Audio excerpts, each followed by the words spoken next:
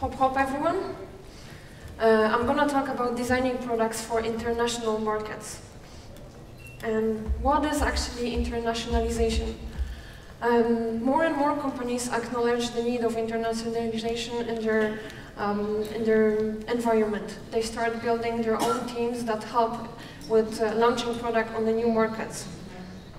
So basically, is it enough if you launch in the new market to translate your product only into multiple languages? And the answer is no, it's not enough. You cannot any longer simply offer a product that is translated into 20 different languages.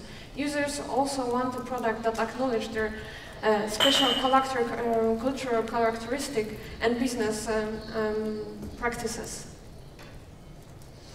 So what components do you need to actually acknowledge when launching in a new market?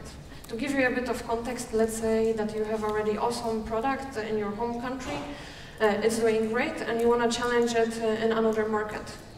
Then you need to take into consideration countries that you're launching, the languages that are used in those countries, cultural background, tradition, religion, and technology and its limitations, as well as user habits.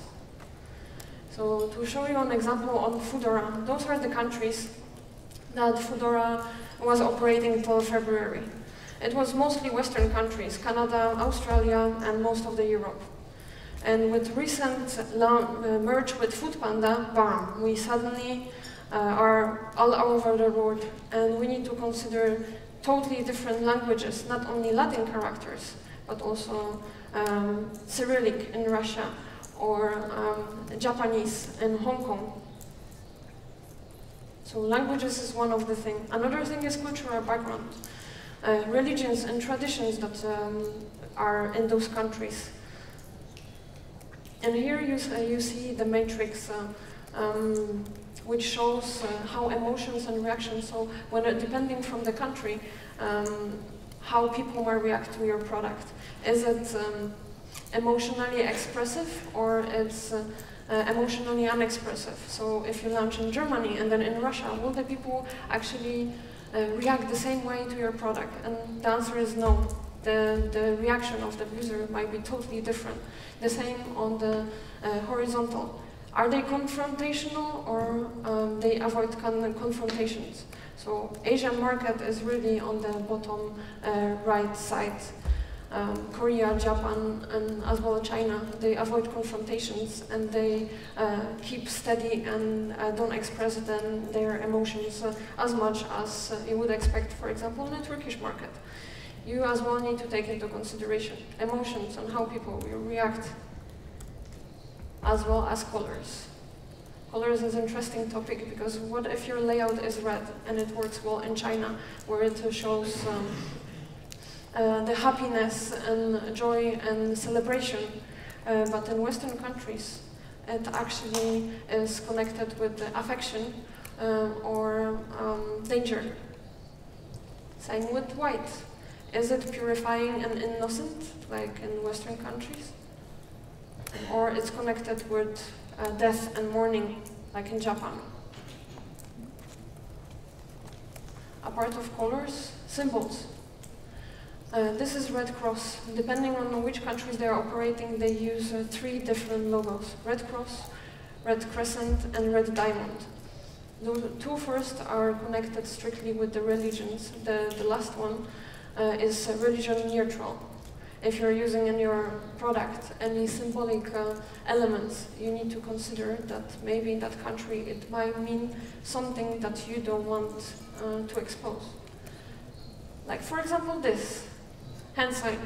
In USA and in Western countries, this mostly shows us rocking on and keep going. But in Italy, Brazil, and Colombia, Portugal, and Spain, you actually might offend somebody telling that his wife is cheating on him. And I bet you don't want to do it. Same with this one. In Australia, UK, and Canada, this is just playful gesture to show that somebody stole your nose. It's not as playful in Turkey, I guess. Another thing, which is really important, is technology. What limitations the country has. if you're launching in South Korea and then in Venezuela, you might see that actually speed of internet and data plans as well as the coverage vary really much. So you need to consider if your users will actually be using on the go or in home, where probably they have much more bigger access to internet. That affects the user habits. If they have big data plans and big devices, they are more likely to use it on the go, and you might launch with mobile first. But if the internet speed is not as fast as Western countries, for example in India, you might consider launching desktop first. And also the speed of loading your components on the website or inside the app and covering all the soft internet not found screens. So why all those matters? Why countries, languages, culture, tradition, hand signs matters? Because if you break down the product, you end up with components like this: text, forms, units, symbols, images, colors, content, and features. And all of them, so basically your whole app, might be affected when you launch on multiple markets. So let's start with text. Text. It's just like one short word, and you might think, what can I do about text? There are many designers that are designing still only in English and with lorem ipsum. That it's a no-go right now. And why it's no-go? Because text has multiple layers. It might be a language, and it has a meaning. It has a length, as well as font weight and font size. It might have different text orientation, and line height, and capitalization, and diacritical, punctuation, and numbers. So those are already 10 elements that you need to consider. With language. This is Airbnb in English. And this is Airbnb in Japanese. I will go back to show you again the difference. It's much different. And for English readers, Japanese seem to be very busy. It's because it doesn't have spacing between characters and between words. It's because the characters convey much more meaning. Each character is, in most cases, already a word. And also the cultural background here matters, because those cultures are billboard cultures. They tend to put much more content on limited space. And they use much less white space. And it has also its reflection in the urban density in Asia. Urban density in Asia cities is really high, and you can find its reflection in the UI design as well. Meaning, this one you don't want to screw, like Airbnb did. They launched their new Chinese name. It's mandatory in China to have a Chinese name. It's supposed to mean welcome somebody with love. It didn't. Feedback that they received from their users was, I guess, not the one that they expected. First of all, make sure that the word that you're using to reflect your brand in the new country doesn't have additional meaning, or if it's easy to pronounce on the local market. It was not with the Airbnb. It has two similar sounds next to each other, and Chinese people had really difficulties to pronounce this. So pronunciation is important. Another thing, like meaning. Many people make a connotation between Durex, condom giant, because it sounds like the app is competing with them with the pink logo and the name, which might mean as well to love somebody with lust. But this company did it good. That's Coca-Cola. and their name in China is Keko Kele. It's already similar sounding, and they use this character for mouth. So it refers to food and beverages. And this character for joy. So, and in total it means can be tasty, can be happy. That's the meaning of Coca-Cola in China. And it reflects easily the same way as it reflects in US and in Europe, to enjoy the life. Length. That's the same when you consider your CTAs. Press home to open. In Greek, might be almost 2 times longer. In Arabic, it might be 2 times shorter, as well as in China. So you can see how many character difference. And W3C actually recommends to reserve a space for shorter words might actually end up 3 times longer in translation. So this is what they recommend for characters. Always reserve space. And this is how it looks like. On the right side you see what is new in photos on iPhone. It's in German. On the left side it's Korean. It's 1/3 longer. You need to consider that in your layout, as well as weight and size of the fonts. In Latin characters, there is many ways that you can build hierarchy. One is capitalization. You can use the same font size, but you can use capitalization for making a difference, and it's already visible. Some languages don't support capital letters, like Chinese. It's exactly the same meaning. They also don't support, many languages don't support multiple font weights. San Francisco, which is iOS system font, Latin characters, they support 9 different font weights. In Arabic, they support only 2. In Japanese, they support as well only 2. So building a hierarchy is much more difficult. But there are tricks that you can do. For example, make it bigger. So build the hierarchy by the size and not only capitalization. Reserve some space in between. If you have header and the content below, spacing might be crucial.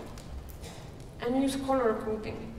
You might use different color for your headers to make it even more visible that this is a different component than paragraph text. So if you Google on Google Turkey and on Google Hong Kong, the same thing, Cappadocia. On Google Turkey, you will receive with the bold letters and your term that you were searching. But in Hong Kong, they will use the red color for the searches. Another thing, capitalization. Some languages, like German, they use capital letters for all the nouns. You need to consider this. If somebody from your marketing team one day come and say, hey, let's make all the CTAs and all the navigation with the small letters, this is something that you need to consider. It might be not grammatically correct in many countries.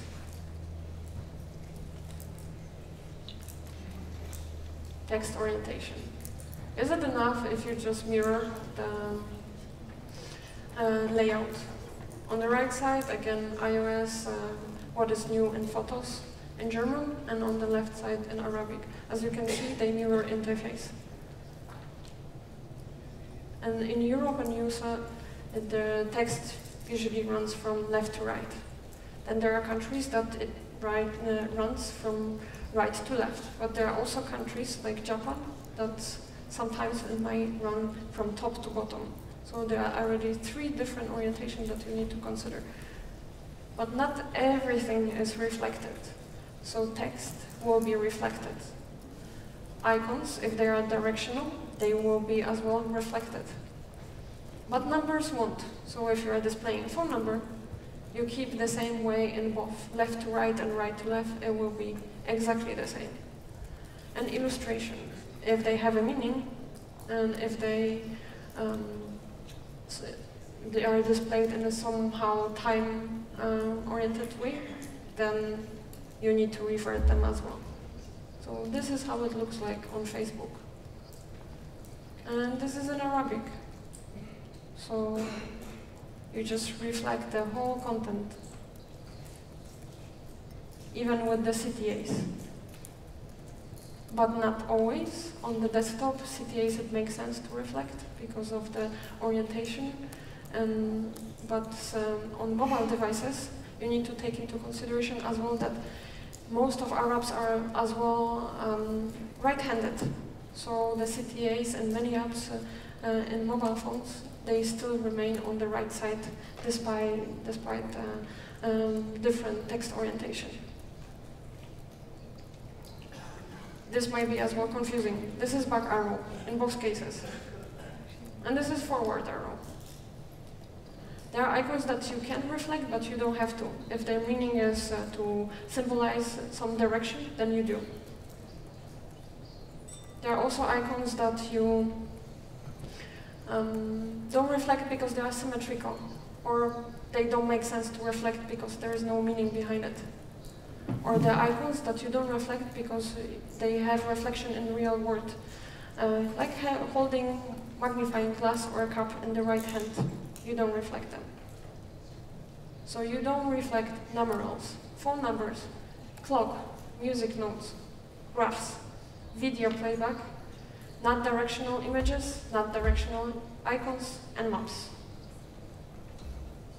Another thing to consider diacritics. What it will, it's important from two sides. One is if you just don't allow a user to use diacritics and they want to type their name and it turns out that they cannot type in the correct way, probably they're not going to like you. And from the other side, it increased the line height, like in Thai. This is again Facebook, and this is in Thai. You can see what is the difference. Even input forms are much higher. Punctuation, another thing to consider about the text, is what is the question mark? In French English, it will be normal question mark. In Spanish, it will be reversed at the beginning of sentence. And in Greek, it will look totally different. Numbers. That's in Polish. And that's in Canadian. That's in German. And this is in Italian. So depending how you display your numbers, in different countries, they might be taken totally different way. And this is even reversed. German and Italian, British and Italian. Units. Take into consideration currency as Foursquare do. They have euro, dollar sign, or Turkish lira to make it more relevant for you. But also take into consideration where the sign appears. If it appears behind, or if it appears in front, there is a comma, or there is a dot. As well as measurements. It's going to be miles or kilometers, and time. 24 or 12 AM and PM. You don't want to confuse some people with displaying hour 23 when they don't understand this. As well as date. Is it day, month, year, month, day, year, or year, month, day? This is how it looks like on the different countries. And when it comes to year, you also need to consider this, because in Israel it might be already 3,760 years later. As well in Thailand, China, New, and Hindu. When it comes to forms, this is what we struggle. This is how Fedora looks like for supporting multiple countries. In some countries we display unit numbers or intercom, in some countries we don't. With merge of Foodpanda, we encounter a few new issues. Some countries don't support the zip codes as Turkey doesn't. So you need to find alternative way of getting the user address. You need to consider names and titles. Like in Germany, it's going to be Z, so really formal way of referring to a person, or you can be more casual and you can refer to a person with you. Forms within the sentence. Don't include forms within the sentence, because depending on the language, it might be not logical for the user. So always input forms or select boxes displayed behind. And country-specific information that you need to consider, like phone numbers, zip codes, and social security numbers. Symbols, we already talked about symbols when it comes to hands, but you can walk extra mile for the user, and like Facebook does, depending which country you are in, you can see different notification icon with displaying different word, different side of the globe. And we mentioned colors as well before, but this is how it reflects in the UI. In China, if you would use red for alerting and green for good, might not be actually understood. So they reverse the colors, which is really confusing for Western countries. So there's many things that you need to consider, and I could keep going and going like this. There's content and features, and it all has a cultural background as well. So I want you to remember that the strength lies not in simplifying and making everything the same, but in the differences and customizing for the specific user needs. Thank you.